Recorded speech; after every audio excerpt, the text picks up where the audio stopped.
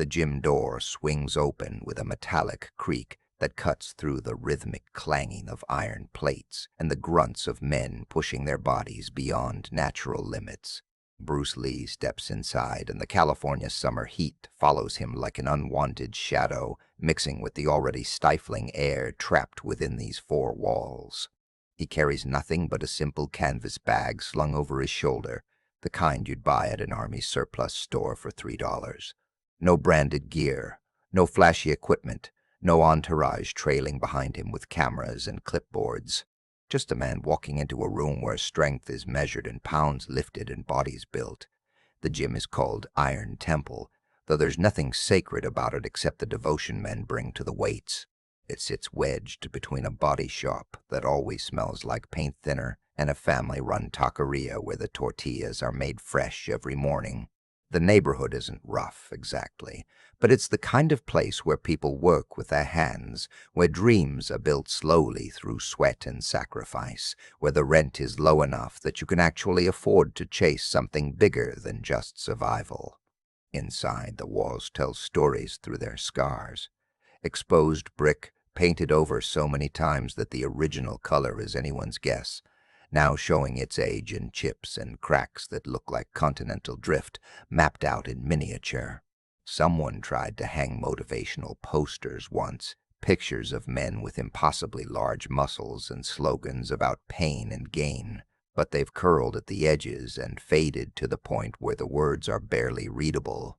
The floor is concrete, poured decades ago and now stained with generations of sweat, marked with chalk dust that never quite sweeps away, and scarred with the impact points where heavy barbells have been dropped in moments of triumph or failure.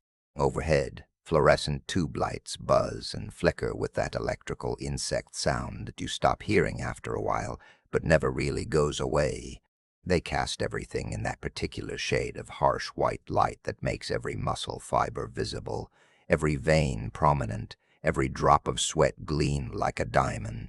There's no air conditioning, just two industrial fans mounted in opposite corners that push the hot air around without actually cooling anything, creating a breeze that feels like opening an oven door. This isn't a place for casual fitness enthusiasts or New Year's resolution crowds. There are no yoga classes scheduled, no juice bar in the corner serving acai bowls and protein smoothies with clever names. No corporate memberships or automated check-in systems with computer screens and membership cards that beep when you scan them. Just weights and benches and mirrors spotted with age. And the kind of men who come here because they need to build something, need to prove something, need to transform themselves into versions capable of surviving whatever waits for them beyond these doors. The soundtrack is constant and primal. Iron meeting iron with that distinctive clang that rings out like a bell. Breath forced through clenched teeth in rhythmic patterns that sound almost like chanting. The occasional grunt or shout when someone pushes past their previous limit. And underneath it all, a radio sitting on the front desk plays soul music that nobody really listens to anymore, but everyone would notice if it stopped. Bruce enters just past noon, when the sun is directly overhead and the temperature outside is climbing toward triple digits. Inside is somehow worse, the heat trapped and concentrated, turning the gym into a forge where men are both the metal and the blacksmith. He wears loose black cotton pants that allow movement and a plain gray t-shirt already beginning to darken with moisture in a V-shape down his chest and back. The canvas bag over his shoulder looks light, almost empty, like it contains nothing more than a change of clothes and maybe a water bottle. He moves through the space with a quality that's hard to describe if you haven't seen it in person. Not the aggressive stride of someone trying to claim territory, not the hesitant shuffle of someone unsure if they belong, but something else entirely. Like water finding the path of least resistance, flowing around obstacles without apparent effort. Each step is placed with unconscious precision, weight distributed perfectly, balance maintained without thought. It's the way a leopard moves through tall grass, economical and purposeful, every motion serving a function with nothing wasted on display. He'd been invited here by Danny Chen, a Chinese-American welterweight boxer who trains at Iron Temple and had seen Bruce demonstrate at a martial arts tournament in Long Beach 6 months earlier. Danny still talks about it to anyone who'll listen, describes it with the enthusiasm of someone who's witnessed something that changed their understanding of what's possible. He'd watched Bruce move through opponents like they were standing still, generating power from positions that shouldn't allow power, reading attacks before they were fully formed. And he'd thought immediately of the powerlifters and bodybuilders he trains alongside, men who've built their entire philosophy around the equation of more mass equals more strength equals more capability. Bruce had accepted Danny's invitation out of genuine curiosity rather than any need to prove himself. He wanted to understand Western training methods, wanted to see how these athletes built their particular kind of strength, wanted to know if there was anything he could integrate into his own constantly evolving system. Bruce Lee didn't believe in pure styles or traditional methods preserved in amber. He believed in constant adaptation, in taking what was useful and discarding what wasn't, in understanding that fighting was ultimately about effectiveness rather than aesthetics or tradition.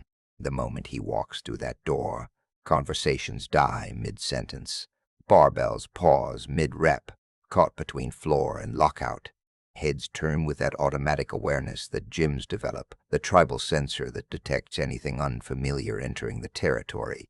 This compact Asian man, maybe 135 pounds if you added the weight of his wet clothes, stepping into a cathedral of mass like he has every right to be there. Like size and presence aren't the same thing. Most of the athletes go back to their training after a glance. New faces show up sometimes, don't mean much, usually gone within a week when they realize this isn't a place for casual commitment. But a few keep watching, tracking Bruce's movement through the space with interest that ranges from curiosity to something closer to amusement. And at the far end of the floor, beneath mirrors that reflect bodies built like brutal sculpture, Marcus Webb is finishing his final set of deadlifts. Marcus Webb embodies everything bodybuilding meant in 1967. 6'1", 250 pounds of muscle stacked on muscle, his body shaped like someone had taken human anatomy and decided to make it louder. Arms that look like they could bend rebar, biceps that peak higher than seems automatically possible, triceps that create horseshoe shapes when he flexes, a chest so developed it looks like armor plating, each pectoral muscle clearly separated and striated. Shoulders so broad they create shadows, delts that cap his arms like small melons. Legs that make walking look like a controlled fall between pillars. Quadriceps, so defined you could count the individual muscle bellies. Calves that look like they belong on someone 8 inches taller. Every inch of visible skin is slick with effort, gleaming under the fluorescent lights. Every muscle group is so defined you could teach anatomy class just by pointing at him and naming structures. His tank top is soaked through, clinging to his torso like a second skin. Veins run across his arms and shoulders like rivers on a topographical map, carrying blood and oxygen to muscles that demand enormous amounts of both. He lowers the barbell loaded with what looks like 545-pound plates on each side, plus the bar. Total of 500 pounds of iron meeting concrete with a controlled crash that makes the floor complain and sends a vibration through the building.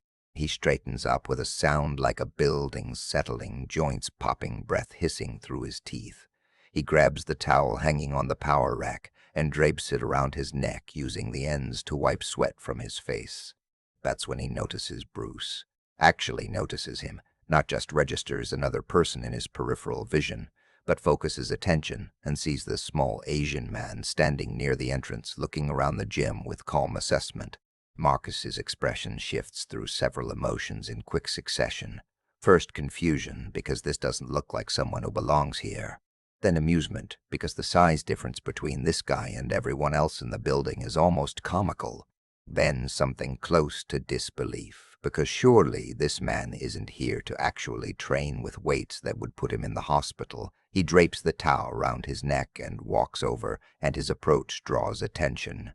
When Marcus Webb crosses the floor with purpose, something is about to happen. His training partners notice and pause their sets.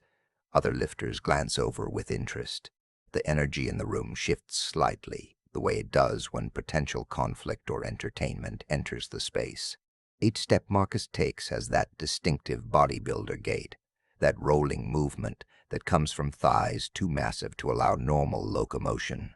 His legs are so developed that they push against each other with each stride, forcing his feet to travel in slightly outward arcs.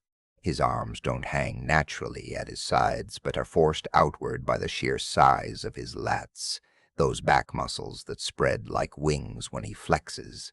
He looks like he's perpetually ready to draw guns in an Old West showdown, except the guns are his arms, and the showdown is with gravity and iron. He stops about 6 feet from Bruce, and the size difference is almost absurd. Marcus's forearm is legitimately thicker than Bruce's entire leg. His shadow falls across the smaller man like nightfall, blocking out the fluorescent light and creating a zone of dimness. His presence is overwhelming in a way that's purely physical, the kind of mass that simply occupies space and demands acknowledgement. "Help you find something, brother?" Marcus asks, and his voice has that particular quality of false friendliness that barely conceals amusement. Deep and resonant, coming from a chest cavity that could probably produce bass notes that rattle windows. His training partners have gathered behind him now, 3 other massive men forming a wall of muscle and curiosity. They're all grinning, all waiting to see how this plays out, already anticipating entertainment. Bruce looks up at him, and the height difference means he has to tilt his head back significantly. His eyes are dark and calm, revealing absolutely nothing.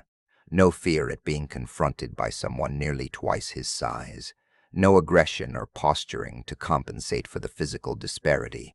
No submission or apology for existing in this space. Just assessment, reading Marcus the way a scholar reads a text, looking for meaning beneath the surface.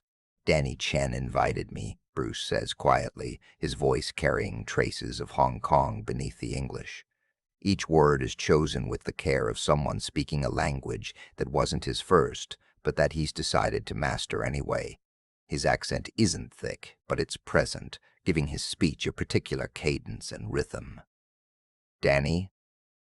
Marcus glances around, spots Danny near the heavy bags in the corner, and his smile widens into something that shows teeth. "Danny invited you to train here? You?" He says it like the concept is inherently hilarious. Like Danny had invited a child to a construction site or a goldfish to a lion's den. One of his friends snickers, a sound quickly suppressed, but not before it carries. Another shakes his head slowly, grinning with that particular amusement that comes from watching someone walk into a situation they clearly don't understand. This is entertainment now, a break from the monotony of sets and reps and the constant battle against weights that never get lighter, only heavier, as you pursue progressive overload. This is the gym equivalent of a nature documentary, watching what happens when a creature wanders into the wrong habitat. "To observe," Bruce clarifies, his tone unchanged by Marcus's amusement. "To learn your methods." "Our methods?" Marcus repeats the words like they taste funny, rolling them around in his mouth. He looks back at his training partners, and they're all smiling now, all in on the joke. "Rather, our methods involve moving weight that would put you in the hospital. No offense, but you're what? $1.30, $1.40, soaking wet with rocks in your pockets?"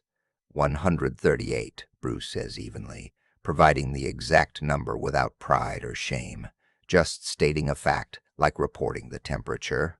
Marcus laughs, and it's not cruel exactly, but it carries that edge of superiority that comes from never having been physically challenged, never having met someone who made you question your fundamental assumptions about how strength works. "See, that's my point, exactly. I'm carrying over 100 pounds more than you in pure muscle. You understand what that means in a real situation. In an actual fight." Bruce's expression doesn't change, doesn't reveal whether he's offended or amused or bothered in any way by this assessment. "I understand what you think it means." Something flickers across Marcus's face. The smile doesn't fade, but it hardens, becomes less friendly and more like bared teeth. "What I think it means? Man, I spar with Muhammad Ali. You know who that is? The heavyweight champion of the actual world. The most famous athlete alive. I've been in the ring with the most dangerous man on the planet, and I can hold my own because I've got the size, the strength, the mass to back it up. That's not thinking. That's knowing. That's reality. Ali is fast, Bruce observes, his tone neutral, just stating another fact. Fast don't mean nothing when you can't generate power. Marcus shoots back immediately, like he's had this argument before with other people who thought speed could overcome size. Speed is cute, speed is fun to watch, but power is what wins fights. Mass is what creates power. This isn't theory, little man. This is physics. This is Newton's laws. Force equals mass times acceleration. And when you got mass, you got force. That's just mathematics. He holds up one massive arm and flexes it, and the bicep swells to the size of Bruce's head, the peak rising impossibly high, veins crossing it like lightning. You see this? This is what 2,000 calories a day above maintenance and 6 hours of training builds. This is strength, real, measurable, undeniable strength. This is what happens when you dedicate your life to building your body into a weapon. Bruce looks at the arm, studies it with the same calm assessment he's been showing since he walked in, then looks back at Marcus's face. You believe size and strength are the same thing. I believe, Marcus says, taking a half step closer and using his bulk like a wall, using his physical presence like a tool to dominate the space, that when someone my size connects with someone your size, all the kung fu in China doesn't change what happens next. That's not belief. That's not opinion. That's just how the world works. That's biology. That's physics. That's reality. The gym has gone completely silent now. Even the radio seems quieter, or maybe everyone's just stopped listening to it. Every person in the building is watching this interaction, sensing something building, wondering where it will go. The air feels charged, pregnant with possibility, like the moment before lightning strikes. Bruce stands perfectly still, and that stillness has its own quality, its own presence. Not the frozen stillness of fear or uncertainty, but the coiled stillness of potential energy waiting to become kinetic. When he speaks, his voice is soft, but it carries through the silence like it's been amplified. Would you like to discover if you're correct? The question lands like a stone dropped into still water, creating ripples that spread outward. Marcus blinks, processes what he's just heard, runs the words through his mind again to make sure he understood correctly. What? Your theory about size and power, Bruce says with the same calm tone he's been using since this conversation started. Would you like to test it? For a moment, Marcus just stares at him, his brain catching up with the implications. Then he laughs again, but this time it sounds different, less certain, like he's laughing because he's not sure what else to do.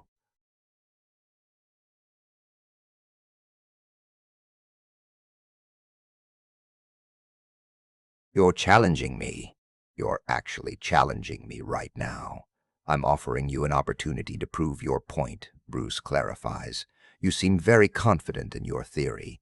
Perhaps demonstrating it would be valuable. One of Marcus's friends, the thick-necked guy with tree-trunk arms, speaks up from behind him. Marcus, man, don't waste your time. Kid's delusional. He doesn't understand what he's looking at, but something has shifted in Marcus's eyes. Maybe it's pride, that fundamental male need to defend what's been challenged.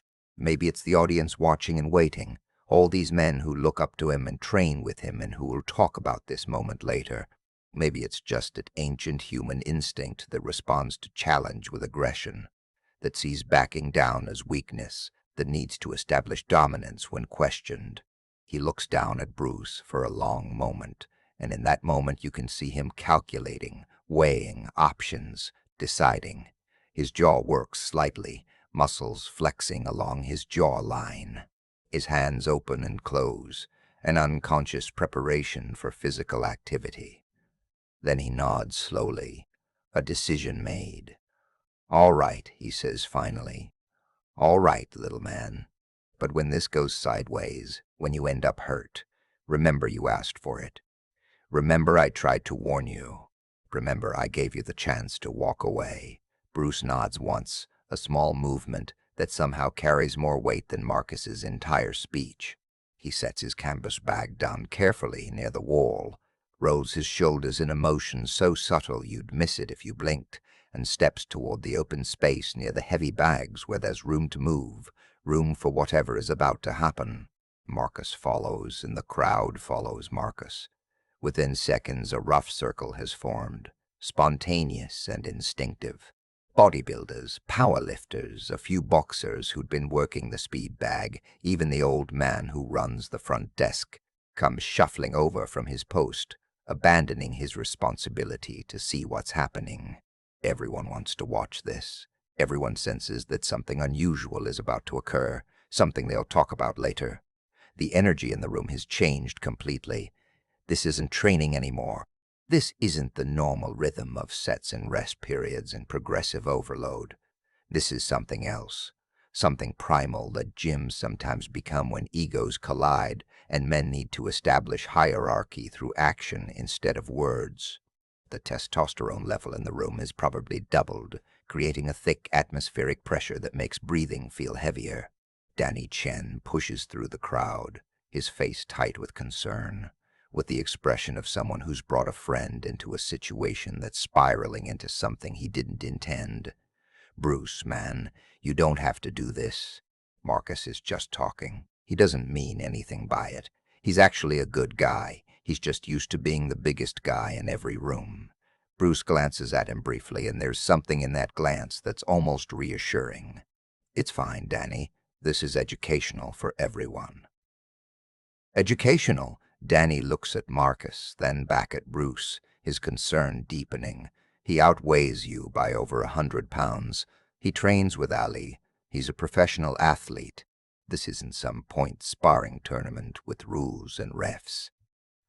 I know, Bruce says quietly, and something in his tone makes Danny step back, makes him understand that whatever is about to happen, Bruce has already played it out in his mind 1,000 times, has already seen every possible outcome and chosen this path anyway. Marcus is loosening up now, rolling those massive shoulders in circles that look like geological events, shaking out his arms so the muscle jiggles and settles. He has that fighter's habit of movement before action, that need to prepare the body for violence even when the violence is supposed to be controlled. He's not taking this as seriously as he probably should. You can see it in his relaxed posture, his continued smile, but he's not being completely careless either.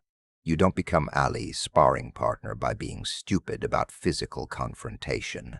We doing this for real or we playing tag? Marcus asks, settling into position now, feet spreading wider, weight dropping lower. What would you prefer? Bruce responds with a question. I prefer, Marcus says, squaring his shoulders and raising his hands into a boxing guard, to show you what happens when theory meets reality. Don't worry, though. I'll pull my punches. I'll keep it light. Don't want to actually hurt you, just want to make the point clear. Bruce says nothing. He simply stands there, feet shoulder-width apart, hands relaxed at his sides, weight distributed so perfectly he looks like he could move in any direction without preparation, without telegraphing intention. He's not bouncing on his toes like boxers do. He's not shifting his weight back and forth like fighters warming up. He's not displaying any of the nervous energy that people usually show before physical contact. He just stands there, completely still, watching Marcus with those dark eyes that give away absolutely nothing. Someone in the crowd calls out, voice cutting through the tension. $20, says the big man, drops him in 5 seconds. 5, another voice answers. I got 20, says 3 seconds. Laughter ripples through the circle, nervous laughter mixed with anticipation. This is entertainment to them, theater. They didn't pay for but are happy to watch. David and Goliath, except everyone knows how this version ends because physics doesn't care about mythology or biblical stories or martial arts mysticism. Mass times velocity equals force, and Marcus has mass to spare. Ada alabjana chatihain ke Bruce Lee, ne Marcus kokaisa haran cardia, or kis tara unhone sabit kaya ke size ziyada important skill or technique hai torres video kolik or share zarur kariyan. Our aga ab martial arts, fighting techniques, or legendary fighters ki IC, real stories det nachati hain. To channel ko subscribe, ka line our bell icon, ko press ka de intauka abko, ha nai video, ki notification mile. Comment mein zaror batayin ke upke's legendary fighter ke bare mein video dek nachat hain. Next video mein hama upko ek or unbelievable story, sunain way lahain.